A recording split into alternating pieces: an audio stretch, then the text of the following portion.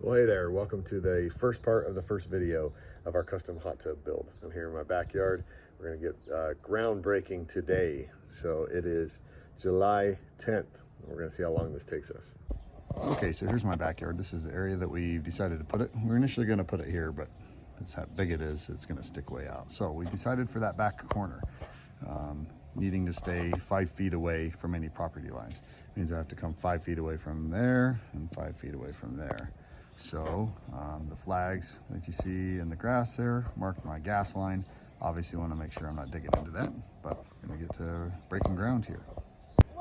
Okay, so I've taken one little tree down. I've marked out with stakes my 4 corners, or at least approximately, and then all of that, it's gonna have to come down. So I've got my little helpers there to start digging rocks and pulling plants.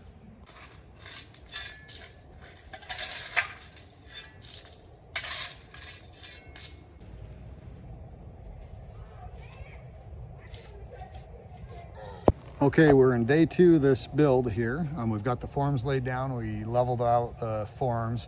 Obviously you can see them a little higher in some spots, a little lower in some spots. So on the inside there, I'm just kind of leveling it off the dirt and getting it underneath the forms. Those 4 stakes I have in the middle I'm just kind of marking off where the insulation is going to go. That's essentially where the hot tub is going to be, on the inside of that pad. So underneath the hot tub itself is going to be the insulation. So I'm going to spend a little time leveling out that dirt underneath there and packing it down, and we'll go from there. Okay, end of day 2, and we're ready for concrete. So we've got our form down, we've got the insulation in the middle that's going to go under where the hot tub is.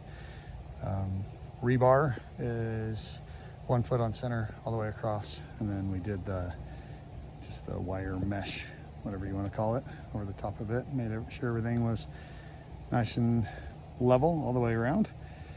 It's got an average of about 6 inches, so it's going to be a 6-inch pad or so. So we are ready for concrete. Okay, it's worth noting, one thing I did is added a bonding wire to the rebar. It's just a bare copper wire that's bonded. I've got the wire spooled. What I'm going to do is run it over to the disconnect box, which is going to be over here.